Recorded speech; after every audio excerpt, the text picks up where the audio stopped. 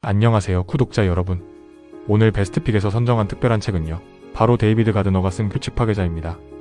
이 책의 부제가 아주 강렬해요.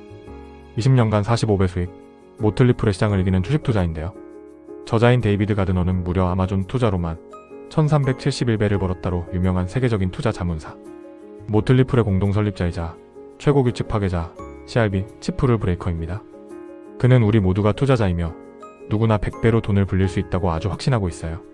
사실 저도 이 책을 읽으면서 중간중간 이건 좀 아니지 않나?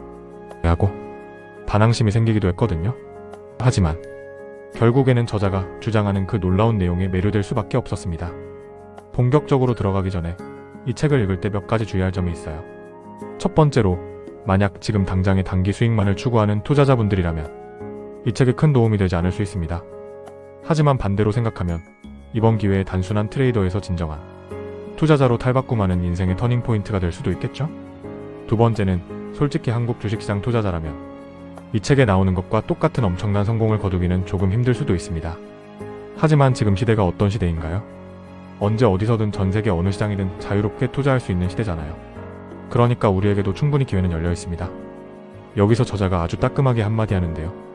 거시경제에 대해 나만의 의견을 갖추려고 애쓰거나 매일 뉴스에 나오는 거시경제나 시장에 대한 다른 사람들의 예측을 듣는 것, 이거 전부 시간 낭비라는 겁니다. 그런 것보다 우리는 기업의 본질에 훨씬 더 집중해야 한다고 주장합니다. 제1부 규칙 파괴자의 6가지 습관. 자, 그럼 제1부 규칙 파괴자가 되기 위한 6가지 습관에 대해 먼저 알아볼게요. 우리가 어떤 기업이 규칙 파괴 기업인지 열심히 조사하기 전에 저자가 이 습관에 대해 먼저 귀에 못이 박히도록 얘기하는 이유가 있습니다. 투자에 있어서는 좋은 기업을 고르는 것보다 투자자 본인의 습관이 훨씬 더 중요하기 때문이에요.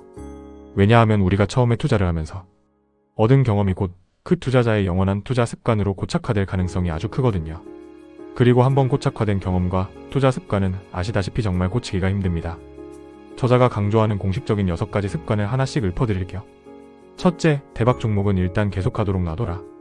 둘째, 물타기는 2번 다시 하지 말고 불타기를 하라. 셋째, 최소한 3년은 보유하라.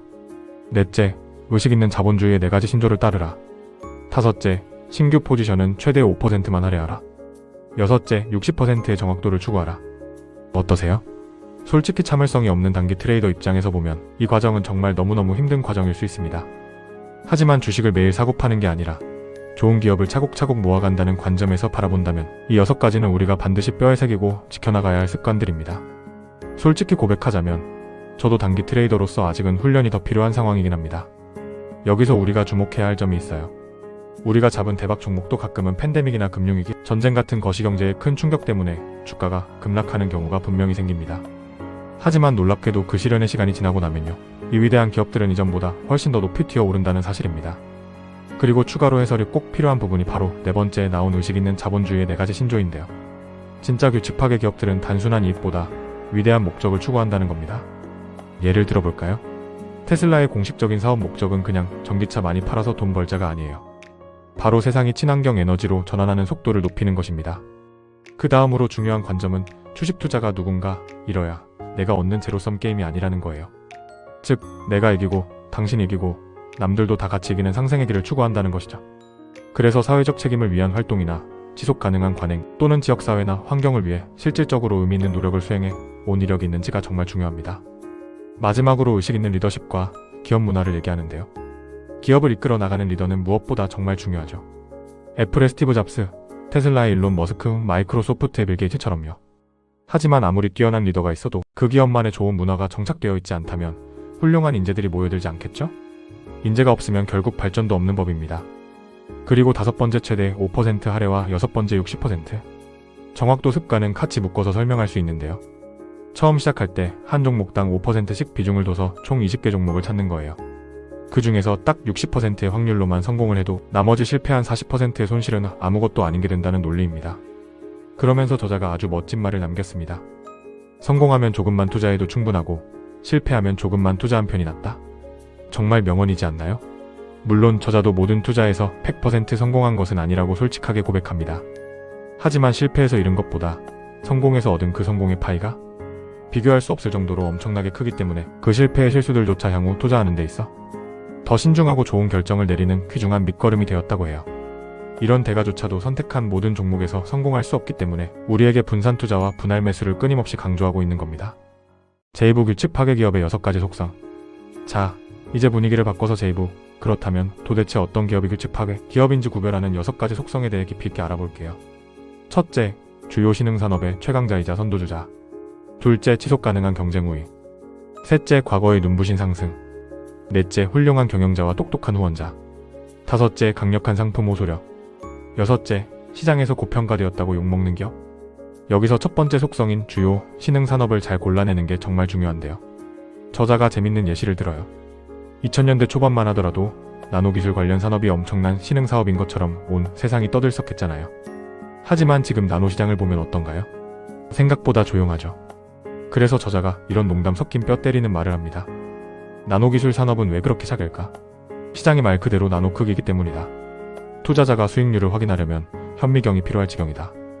이처럼 진짜 산업을 판별하는 눈이 중요한데 여기서 반전은 신기술 그 자체가 규칙 파괴 기업의 핵심은 아니라는 점입니다. 신기술 없이도 규칙을 파괴한 대표적인 예로 저자는 코스트코와 몬스터 베버리지를 꼽습니다. 전통적인 유통과 음료 사업인데도 시장을 지배했으니까요. 그리고 이어서 최강자이자 선두주자를 판별해야 하는데 저자는 이런 문구를 활용합니다. 준재는 누구도 마치지 못하는 관역을 마치고 천재는 누구도 보지 못하는 관역을 마친다. 즉, 단순히 남들보다 조금 더 앞서 나간다는 사실 자체보다 어떤 방식으로 앞서 나가는가가 훨씬 중요하다는 뜻이죠. 그러면서 아주 흥미로운 콜라 테스트를 제안해요. 코카콜라에 도전하는 강력한 2인자, 펩시 같은 경쟁자가 없는가를 보는 건데요. 아마존이 콜라라면 과연 아마존의 펩시는 누구인가? 를 떠올려 보는 겁니다. 만약 바로 떠오르는 강력한 라이벌이 없다. 그렇다면 아마존은 이 콜라 테스트를 아주 멋지게 통과한 겁니다. 이러한 독점적 기업들의 특징 중 하나는 사업 초기부터 시장에 상당한 주목도를 확보한다는 점입니다. 두 번째 속성은 지속 가능한 경쟁 우위, 즉 남들이 쉽게 따라할 수 없는 반칙을 하는 기업을 찾아야 한다는 겁니다. 여기서 반칙이란 진짜 부정행위를 말하는 게 아니라 경쟁 기업들이 아무리 따라오려고 기를 써도 도저히 따라올 수 없게 만드는 구조적 장치 경제적 해자를 얘기해요. 특히 남들은 그 기업의 약점이나 위기라고 보는 부분에서 우리가 진짜 경쟁 우위를 발견할 수 있다면 그게 바로 인생 최고의 수익률을 안겨줄 투자 기회가 됩니다. 저자는 이것을 먹구름 너머를 보는 것이라고 표현해요. 과거 2000년대 초반을 생각해보세요. 당시 월마트는 그 누구도 넘어서지 못할 거대한 유통 공룡이었고 많은 전문가들은 월마트가 전자상 거래를 본격적으로 시작하면 아마존 같은 조그만 기업은 금방 망할 것이라고 호언장담했습니다. 물론 월마트도 그동안 많이 성장하고 주가도 올랐죠. 하지만 아마존이 오른 폭에 비하면 정말 미미한 수준이잖아요. 대중의 편견이라는 먹구름 너머를 본 사람만이 아마존을 잡을 수 있었던 겁니다. 세 번째 속성은 과거에 눈부신 상승이 있었던 기업이어야 한다는 겁니다. 우리가 주식 투자를 할 때 꼭 명심해야 할 사실은요. 진짜 대박 종목은 몇 달, 몇 년에 걸쳐서 끊임없이 신고가를 갱신하며 올라간다는 점입니다. 하지만 저자도 이 세 번째 속성, 이미 많이 오른 기업만 보고 추천했다가 주가가 급락해서 고생했던 경험을 털어놓아요. 그래서 규칙 파괴 투자를 하기 위해서는 숙명처럼 찾아오는 단기적인 손실을 덤덤하게 감당해낼 수 있는 단단한 멘탈이 있어야 한다고 조언합니다. 생각해보니 이 세 번째 속성 때문에 앞서 제1부에서 얘기한 6번째 습관인 60%의 정확도를 추구하라고 했던 것 같아요. 60%만 성공해주면 나머지 이미 많이 올라서 상투를 잡았던 40%의 손실은 아주 가볍게 만회하고도 엄청난 초과 수익을 얻을 수 있으니까요. 네 번째 속성은 훌륭한 경영자와 똑똑한 후원자입니다. 저 개인적으로도 경영자가 누구냐가 그 기업의 성공 여부를 70% 이상 결정할 만큼 엄청나게 중요하다고 생각하는데요. 애플의 스티브 잡스, 테슬라의 일론 머스크, 아마존의 제프 베이조스, 그리고 엔비디아의 젠슨 황이 아니었다면 지금의 그 위대한 기업들은 아마 감히 존재하지도 못했을 겁니다. 그리고 여기서 후원자는 초기 벤처 투자자들을 말하는데요. 솔직히 한국 시장은 미국처럼 모험적인 초기 후원 투자자가 풍부하지 않고 여전히 대기업 재벌 그룹에 의존하는 성장 구조다 보니 스타트업 성장에 어느 정도 한계가 있는 것은 사실입니다. 하지만 그럼에도 불구하고 눈을 크게 뜨고 찾아보면 우리 시장에도 여전히 기회는 존재할 것이라고 믿습니다. 다섯 번째 속성은 강력한 상품 호소력입니다. 진짜 최고의 브랜드는 단순한 제품을 파는 게 아니라 고객에게 하나의 라이프 스타일을 제안합니다. 그리고 고객이 그 멋진 라이프 스타일을 마음껏 누릴 수 있도록 끊임없이 뒤에서 도와주죠. 저자는 아마존의 자체 브랜드 PB를 예로 들어요. 저자 본인은 아마존 상품을 살 때 타사 상품과 굳이 비교 분석하지 않고 아마존이니까 그냥 믿고 산다는 겁니다. 그렇게 믿고 삼으로써 쇼핑을 위해 불필요하게 스펙을 비교하는 검색 시간을 획기적으로 줄이고 빠른 배송과 믿을 수 있는 품질로 삶의 질을 높인다는 거죠. 이처럼 최고의 브랜드들은 공통점이 있습니다. 항상 밝고 고무적이며 유익하고 바람직한 언어와 이미지를 활용해요. 그리고 사회적 책임의식과 위대한 목적을 추구하면서 철저하게 고객을 최우선에 두고 정서적 유대감을 형성합니다. 게다가 가슴을 울리는 인상적인 슬로건과 귀에 쏙 박히는 좋은 광고 음악을 쓰고 전 세계 어디서나 언제나 균일한 질의 감동적인 서비스를 제공한다는 특징이 있습니다. 마지막 6번째 속성이 정말 대박인데요. 바로 대중과 전문가들에게 고평가되었다라는 비판을 받는 기업이어야 한다는 겁니다. 이미 3번째 속성처럼 과거에 눈부신 성장을 보여줬는데도 전문가들은 여전히 밸류에이션 잣대를 들이대며 고평가라고 소리를 지르는 종목이어야 해요. 이걸 잘못 이해하면 규칙 파괴 투자가 이미 비싸진 고평가 주식에 바보같이 웃돈을 주고 상투를 잡는 짓처럼 보일 수 있습니다. 하지만 저자는 단호하게 말합니다. 진정한 브랜드의 가치나 무형 자산은 전통적인 재무제표 상위 수치 따위로 절대 측정될 수 없다는 거예요. 그래서 진짜 가치 있는 브랜드를 보유한 위대한 기업의 주가는 항상 장부상 고평가된 것처럼 보일 수밖에 없습니다. 왜냐하면 그 기업이 가진 최고의 자산 가치들이 재무제표에는 전혀 반영되어 있지 않기 때문이죠. 우리가 이런 위대한 기업에 제때 투자하기만 하면 투자라는 게임에서 훨씬 앞서 나갈 수 있는데요. 안타깝게도 많은 대중들은 초기에 이 위대한 기업을 알아보지 못합니다. 심지어 일부 똑똑하다는 전문가들은 뻔히 알아보면서도 시기심 때문에 일부러 폄하하고 저거 거품이다, 폭락한다라면서 주변 사람들에게 겁을 줍니다. 그럼에도 불구하고 진짜 위대한 기업은 그런 비난은 물론 일시적인 슬럼프나 큰 폭락장도 온몸으로 견뎌내며 성장합니다. 그리고 이런 기업들의 아주 뚜렷한 특징이 하나 더 있는데요. 경쟁사들에 비해 매출 대비 연구개발비 R&D 비중이 압도적으로 크다는 점입니다. 특히 강력한 브랜드, 독보적인 리더십, 끈끈한 기업 문화, 그리고 멈추지 않는 혁신은 시대를 막론하고 모든 세대의 규칙, 파괴 기업에서 공통적으로 찾아볼 수 있는 DNA입니다. 그렇기 때문에 저자는 기업에 대한 너무 정교하고 복잡한 증권 분석이나 밸류에이션 계산은 장기 투자에 더 이상 적합하지 않을 수 있다고 조언해요. 왜냐하면 진짜 장기 보유자의 입장에서 보면 주식을 매수할 당시의 밸류에이션이 조금 높고 낮은 문제는 수년 뒤의 관점에서 보면 그저 단기적인 변수에 불과하기 때문입니다. 그러면서 저자가 지나고 나서 보면 항상 잘 보인다라는 촌철살인의 말을 던지며 철학자 아르투어 쇼펜하우어의 명언을 인용합니다.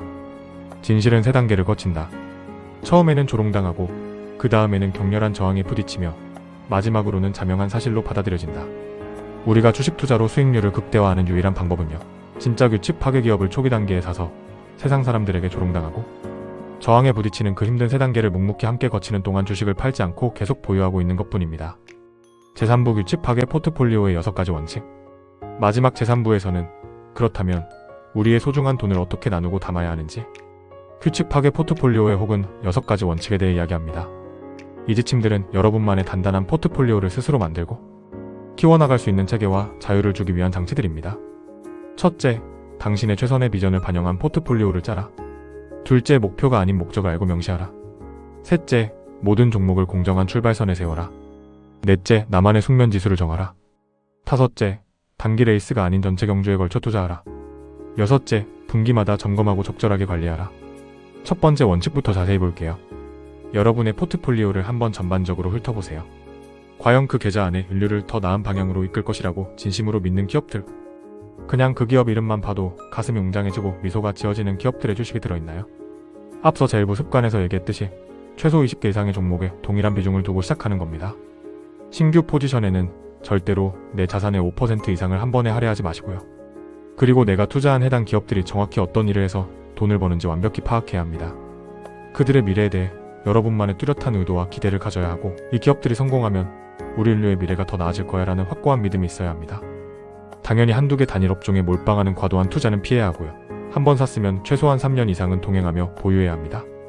그리고 만약 소중한 배당금이 들어온다면, 당장 생활비로 쓸 정도로 돈이 정말 급한 게 아니라면 무조건 전액 주식으로 재투자해야 합니다. 포트폴리오에 담긴 종목들은 향후 10여 년 동안 세상의 중심에서 번성할 수 있는 완벽한 위치에 있어야 하고, 미래에 대한 긍정적인 비전을 가득 품고 있어야 합니다. 저도 이 첫 번째 원칙을 보면서 그동안의 제 투자 습관을 정말 깊게 되돌아보게 되었습니다. 저는 솔직히 주식 투자에서 거래량이나 돈의 흐름 같은 수급을 엄청나게 중요한 요소로 보고 판단해왔거든요. 하지만 진짜 규칙 파괴 기업들의 아주 초창기 단계에서는 당연히 대중의 관심이 적다 보니 수급이 텅텅 비어있고 적을 수 있다는 점도 염두에 두어야겠더라고요. 수급이 없다고 무시할 게 아니라 기업의 비전을 보고 선점하는 노력이 필요하다는 생각을 했습니다. 두 번째 원칙은 수치적인 목표보다는 본질적인 목적을 정하는 겁니다. 예를 들어서 나 60살까지 무조건 50억 벌어서 경제적 자유를 얻을 거야 라거나 은퇴하는 데 필요한 최소 금액은 얼마야 같은 계량화된 목표를 세이지 말라는 거예요. 대신에 나는 주식 투자를 통해 평생 꾸준하고 안정적인 수입을 얻는 구조를 만들겠어라거나 인류를 구원할 친환경 기업에 투자해서 간접적으로 환경 보호를 돕겠어 같은 가치 있는 목적을 정하라는 겁니다. 왜냐하면 수치적인 목표는 시장의 상황이나 확률, 예측의 영역에 속하기 때문에 내 의지와 상관없이 달성을 못할 수도 있고 그러면 쉽게 좌절하거든요. 하지만 가치지향적인 목적은 나의 확고한 의지와 의도의 영역에 속하기 때문에 목적의 달성 여부를 스스로 완벽하게 통제할 수 있습니다. 그리고 그 과정에서 엄청난 성취감을 느끼며 스스로를 올바른 투자 길로 이끌 수 있게 되죠. 여기서 저자는 투자자들의 상황에 맞는 두 가지 포트폴리오 모델을 제시하는데요. 바로 오디세이형과 불사조형입니다. 오디세이형 포트폴리오 주로 매달 월급이 들어오는 젊은 직장인분들을 위한 모델입니다. 철저하게 적립식 투자로 매달 일정 금액이 모일 때마다 규칙하게 기업의 지분을 꾸준히 이어서 사모으는 방식입니다. 불사조 포트폴리오 이미 은퇴를 하셔서 앞으로 새로 들어올 현금 흐름이 없는 분들에게 추천하는 모델입니다. 이 포트폴리오의 핵심 방향성은 가지고 계신 목돈을 규칙하게 기업에 한 번에 제대로 넣어서 장기적인 생활비를 확보하는 건데요. 이때 가장 중요한 포인트는 주식을 팔아야 할 때 아주 천천히 매도해야 한다는 점을 강조합니다. 그러다가 만약 보유 종목이 그야말로 급등해서 대박이 난 경우에는 그때는 자산을 지키기 위해 수익 실현을 하는데 너무 주저하지 말라고 조언합니다. 또한 만에 하나 살다 보면 주식을 급하게 손절해서 처분해야 하는 비상 상황이 생길 수 있으니까 전체 투자금의 10% 정도는 항상 현금, 여윳돈으로 따로 보유하고 있으라는 현실적인 조언도 있지 않습니다. 세 번째 원칙에서 저자는 뼈아픈 과거를 고백하는데요. 본인이 투자 인생에서 초기 포지션에 욕심을 부려 과도한 비중을 할애했을 때마다 거의 항상 처참하게 실패했다고 해요. 특정 종목에 꽂혀서 비중을 무리하게 늘리고 싶은 본능의 근원에는 대개 우리가 투자할 때 가장 경계해야 할 1순위 대상인 탐욕이 따리를 틀고 있기 때문입니다. 그래서 저자는 일부 습관에서 말한 5번째, 신규 포지션은 최대 5%만 할애하라는 규칙을 제3부 포트폴리오 영역에서도 다시 한번 머리 싸매고 강조합니다. 그리고 반드시 최소 20개 종목으로 분산해서 구성하라는 점도 못을 박아두려. 하지만 이 부분에 대해서는 저의 개인적인 생각도 덧붙이고 싶어요. 투자자 개인의 성향과 운영 자금의 규모에 따라 전략은 조금 다를 수 있다고 보거든요. 예를 들어 투자 자금이 아주 소액인 분들에게는 너무 많은 종목으로 쪼개기보다는 확실한 최소한의 종목으로 집중 투자하는 것이 자산을 불리는데 더 좋을 수 있습니다. 특히 주식 투자 입문자의 경우에는 아무리 책을 읽어서도 진짜 규칙, 파괴 기업을 스스로 찾아내서 성공 확률이 60%를 넘기가 쉽지 않거든요. 그래서 초보자분들이라면 처음부터 무리하게 20개 종목을 채우려고 하기보다는 정말 고른 딱 5개 종목 정도 안에서 분산 투자를 하며 연습해보는 것이 훨씬 도움이 되지 않을까 생각합니다. 왜냐하면 최근 주식시장은 트렌드가 아주 빠르게 변하는 순환매 시장으로 전환되는 경향이 엄청 강하기 때문이에요. 만약 내가 무리해서 20개나 샀는데 그 종목들이 시장의 순환매에서 완전히 소외되어 있는 종목들이라면 어떻게 될까요? 남들 주가 올라서 신나게 이익 실현할 때 나만 철저히 소외된다는 비참한 생각에 휩싸이게 되고 멘탈이 흔들려 또 다른 치명적인 실수를 저지를 가능성이 큽니다. 그렇기 때문에 우리는 농부의 마음을 가져야 합니다.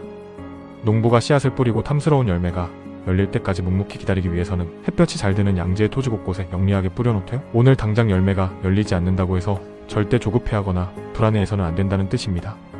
네 번째 원칙은 바로 숙면지수입니다.